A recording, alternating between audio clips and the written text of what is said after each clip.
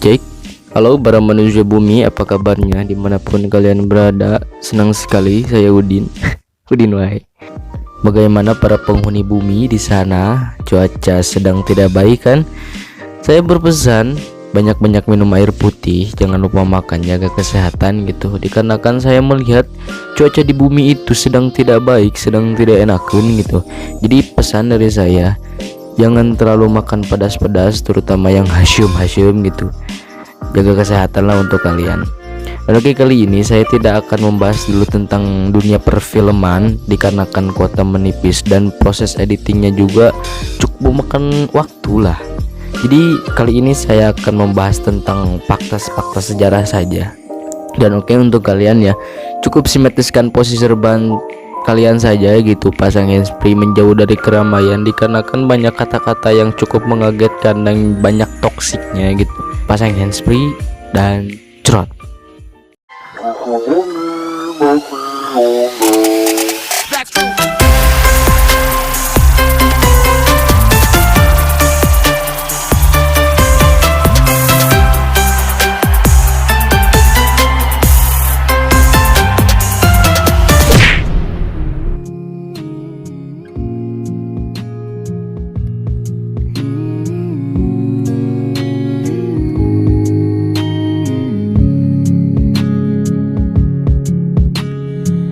Siapa yang tak tahu dan siapa yang tak kenal? Ya, beliau adalah Jenderal Sudirman, atau bisa disebut juga Jenderal Besar Sudirman.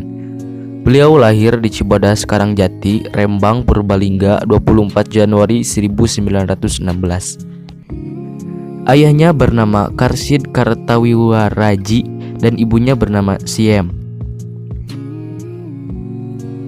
Semasa hidupnya, beliau lebih banyak tinggal bersama pamannya yang bernama Raden Cokrosonario yang merupakan seorang camat.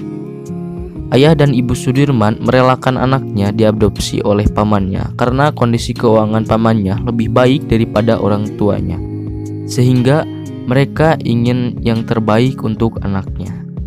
Di usia 7 tahun, beliau masuk di HIS atau Holland Inland School, atau sekolah pribumi lah. Ia kemudian pindah ke sekolah milik taman siswa pada tahun ke-7-nya bersekolah. Tahun berikutnya ia pindah ke sekolah Wirotomo disebabkan sekolah milik taman siswa dianggap sebagai sekolah liar oleh pemerintah Belanda. Beliau diketahui sangat taat beribadah, sangat taat beragama. Ia mempelajari keislaman di bawah bimbingan Raden Muhammad Khalid. Teman-teman beliau bahkan menjulukinya sebagai Haji. Ia sering berceramah dan rajin dalam belajar. Di tahun 1934, pamannya Cokrosonario wafat. Hal ini menjadi pukulan berat bagi beliau. Ia dan keluarganya jatuh miskin. Meskipun begitu, ia diperbolehkan tetap bersekolah tanpa biaya uang sekolah hingga ia tamat. Itu menurut biografi Jenderal Sudirman yang ditulis oleh Sardiman 2008.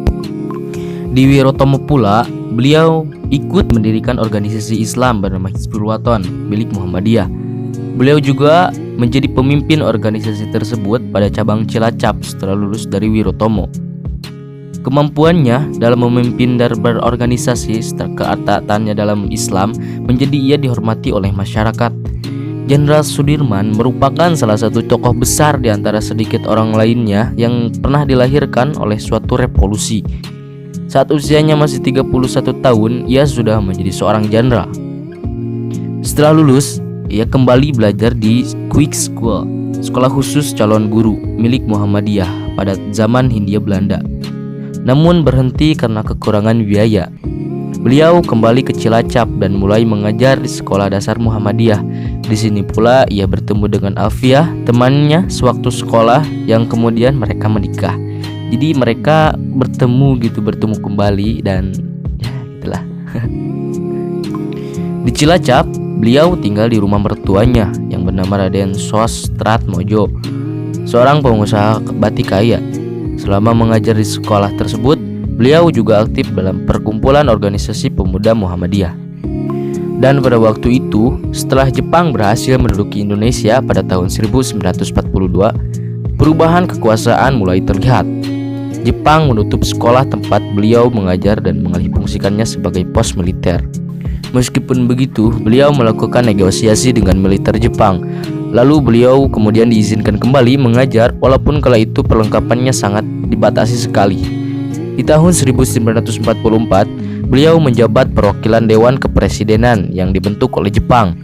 Dan tak lama kemudian, beliau diminta untuk bergabung dalam tentara peta atau bisa disebut pembela tanah air oleh Jepang. Ketika kedudukan Jepang, ia masuk tentara pembela tanah air di Bogor. Beliau merupakan pahlawan pembela kemerdekaan yang tidak peduli akan pada keadaan dirinya sendiri demi mempertahankan Republik Indonesia yang dia cintai.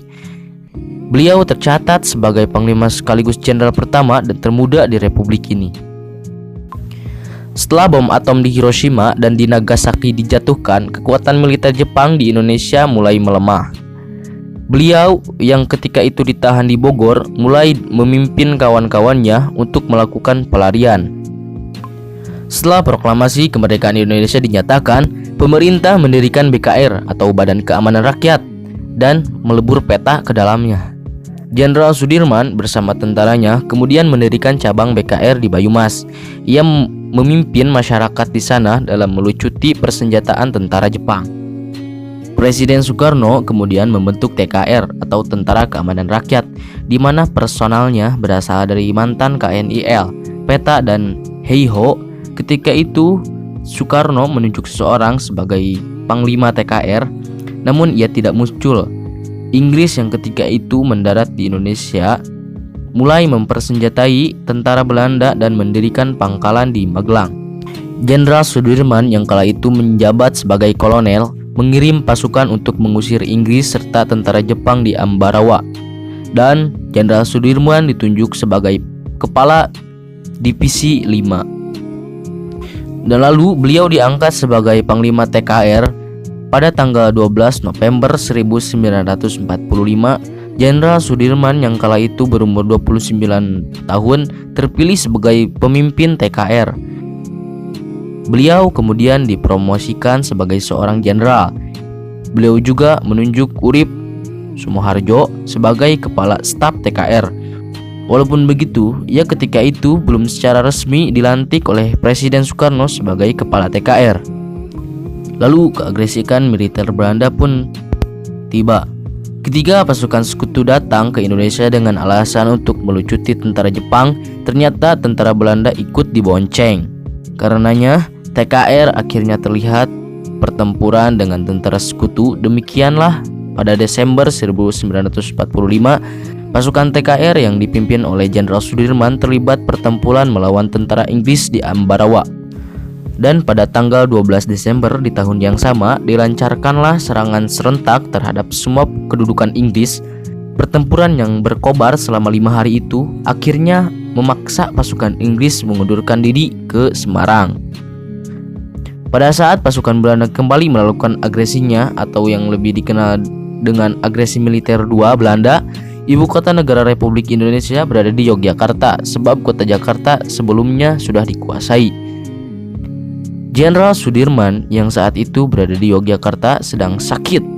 Keadaannya sangat lemah akibat paru-parunya yang hanya tinggal satu yang berfungsi. Dalam agresi militer 2 Belanda itu, Yogyakarta pun kemudian berhasil dikuasai Belanda. Bung Karno dan Bung Hatta serta beberapa anggota kabinet juga sudah ditawan. Melihat keadaan itu, seseorang sebelumnya telah menganjurkannya untuk tetap tinggal dalam kota untuk melakukan perawatan. Namun anjuran itu tidak bisa dipenuhinya karena dorongan hatinya untuk melakukan perlawanan pada Belanda serta mengingat akan tanggung jawabnya sebagai pemimpin tentara. Maka dengan ditandu, beliau berangkat memimpin pasukan untuk melakukan perang gerilya. Kurang lebih selama 7 bulan ia berpindah-pindah dari hutan yang satu ke hutan yang lain, dari gunung ke gunung dalam keadaan sakit dan lemah sekali. Sementara obat juga hampir tidak ada, tapi kepada pasukannya ia selalu memberi semangat dan petunjuk seakan dia sendiri tidak merasakan sakitnya. Namun akhirnya ia harus pulang dari medan gerilya. Ia tidak bisa memimpin angkatan perang secara langsung, tapi pemikirannya selalu saja dibutuhkan. Penyakit yang menggerogoti Jenderal Sudirman kala itu kian parah. Beliau rajin memeriksa diri di rumah sakit Panti Rapih. Di saat itu juga Indonesia sedang dalam negosiasi dengan Belanda menutup pengakuan kedaulatan Indonesia. Jenderal Sudirman kala itu jarang tampil karena sedang dirawat di sanatorium di wilayah Pakem dan kemudian pindah ke Magelang pada bulan Desember 1949. Belanda kemudian mengakui kedaulatan Indonesia pada tanggal 27 Desember 1949 melalui Republik Indonesia Serikat. Jenderal Sudirman saat itu juga diangkat sebagai Panglima Besar TNI.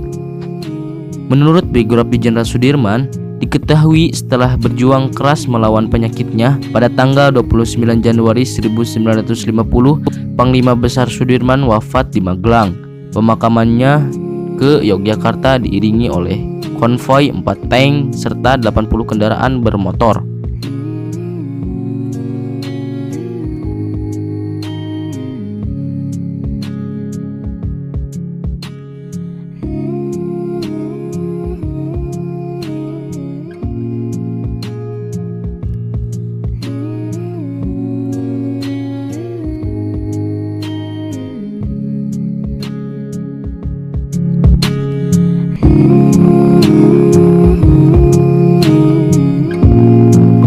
Dan oke, mungkin itu saja sedikit ulasan mengenai sejarah biografi Panglima Besar Jenderal Sudirman. Semoga kita bisa terinspirasi dari perjuangan beliau membela kedaulatan Republik Indonesia. Saya Udin beserta jajaran tim SC7 mengucapkan terima kasih dan mohon maaf jika ada pengataan tutur kata yang jika ada tutur kata yang salah, mohon dimaafkan dan terima kasih untuk kalian yang sudah nonton dan adios.